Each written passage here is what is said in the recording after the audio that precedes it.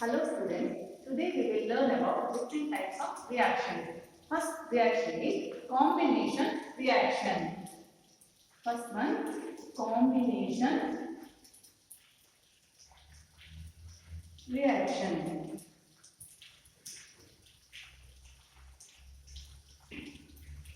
I'll give an example. See, calcium oxide reacts with water to give calcium hydroxide and heat is liberated in this process.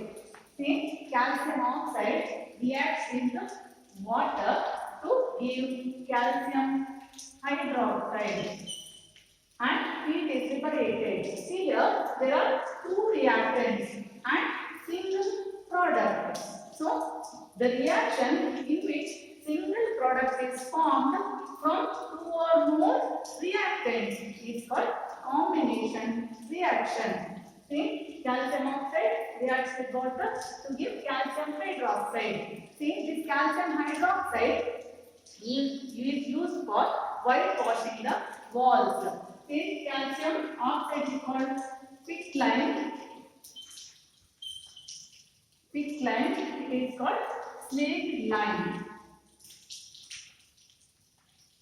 This calcium hydroxide or slate lime is used for whitewashing the walls. Then calcium hydroxide reacts with carbon dioxide to form calcium carbonate, and calcium carbonate formed gives the shining for the walls of the building. So calcium hydroxide is used for whitewashing the buildings. See, one more example I will give for combination reaction.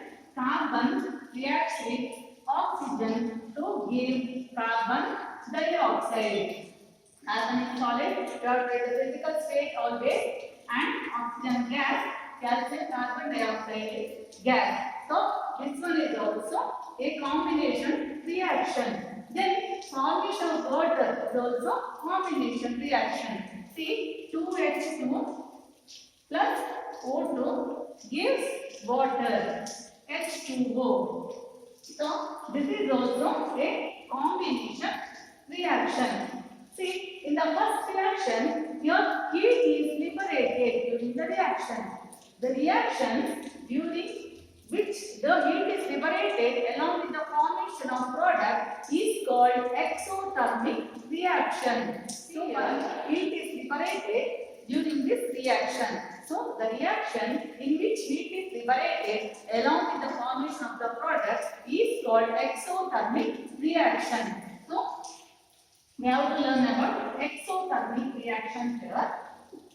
The reaction in which heat is liberated along with the formation product is called exothermic reaction. Exothermic reaction.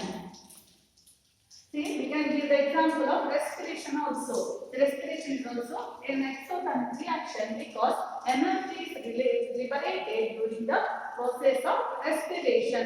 You know that during respiration, glucose combines with oxygen to give carbon dioxide and water, and energy is released in this reaction. So, glucose C6H12O6 reacts with oxygen to give carbon dioxide, water plus energy. So, energy is liberated during respiration. So, respiration is also an exothermic reaction. The next type of reaction is decomposition reaction. Next type of reaction is decomposition reaction. Second type of reaction, decomposition reaction.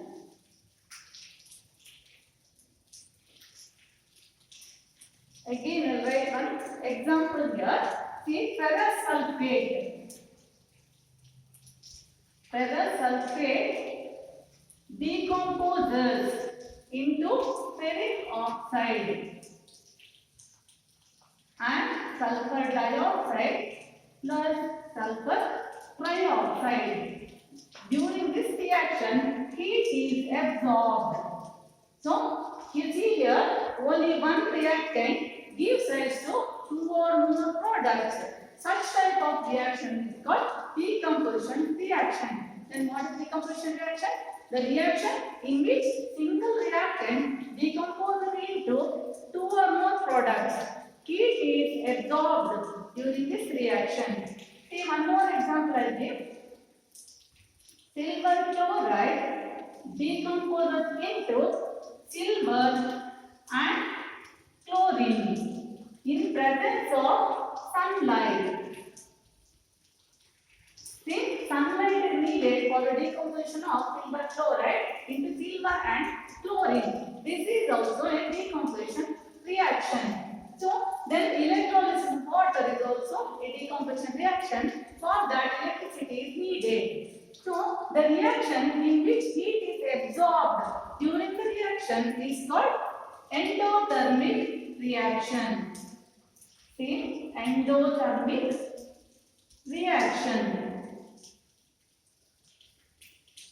The reaction in which energy is absorbed in the form of heat or sunlight or electricity is called endothermic reaction. So, next type of reaction is displacement reaction.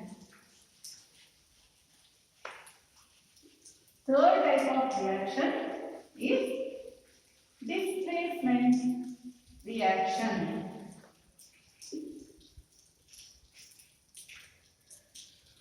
Displacement reaction.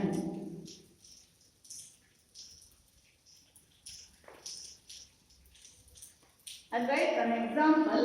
See, when iron is added to copper sulfate solution. Iron is added to copper sulfate solution. Iron replaces copper to give ferrous sulfate or iron sulfate.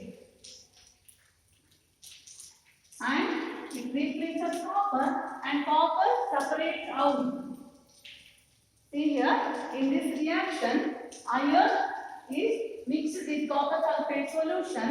Then iron replaces copper to form ferrous sulfate or iron sulfate solution, and copper is separated out here. See, iron replaces copper. Instead of copper sulfate, the solution will become iron sulfate. Here, copper sulfate solution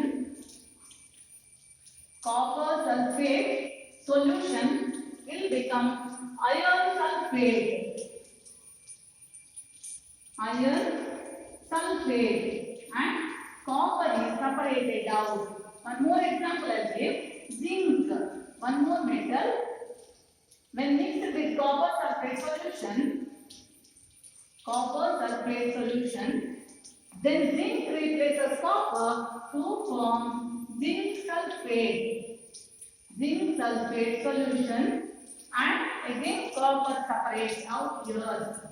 So, such type of reaction where the highly reactive elements replace the less reactive elements like copper is called displacement reaction.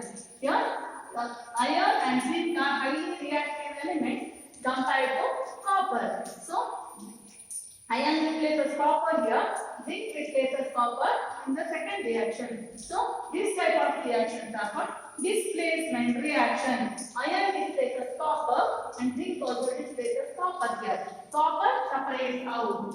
This type of reaction is called displacement reaction. Then one more type of reaction we learn, that is double displacement reaction.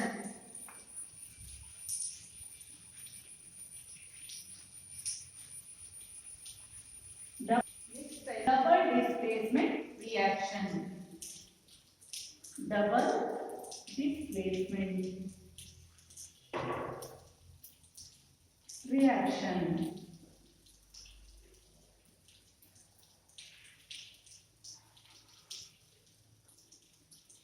I'll write one example. When sodium sulfate Na2SO4 sodium sulfate reacts with the barium chloride.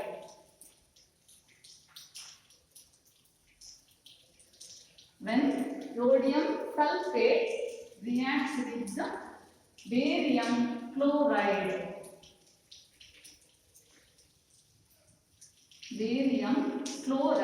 here exchange of ions takes place. When the result, the product are the barium sulfate. Here, so barium reacts with sulfate, combines with sulfate to give barium sulfate. Barium sulfate and NaCl. Barium sulfate and NaCl. Sodium chloride. Balance the equation. So, barium sulfate and sodium chloride. Barium sulfate and sodium chloride. See here, exchange of ions, Na plus ions combines with Cl minus ions, Ba plus ions combines with sodium sulfate ions, SO4 minus ions. So, such type of reactions where the exchange of ions takes place to form the new products is called double displacement reaction. So, what is double displacement reaction? The reaction in which there is an exchange of ions takes place in between the reactants are called the double displacement reactions. Usually, you might have seen the iron particles when exposed to air continuously, they get a brownish coating on the upper surface of the iron particles. That is usually called as rusting or corrosion. What happens during corrosion? The iron reacts with the oxygen present in the air in presence of moisture or water droplet to give iron oxide. The last topic in this lesson is rancidity. Okay? Rancidity. See, when fats and oil are exposed to air continuously, they get rancid or they get oxidized and their smell and taste changes. This process is called rancidity. Usually, the substances which prevent oxidation are added to the food containing oils and fats. Keeping the food in airtight containers helps us to avoid oxidation or rancidity. Next, chips manufacturers usually flush the bags of chips with gas such as nitrogen to prevent the oxidation or to prevent the rancidity. So that's about the rancidity. So you have learned 5 types of reactions and what is corrosion and what is rancidity. So download the textbooks, read the textbook to understand the concepts. Thank you.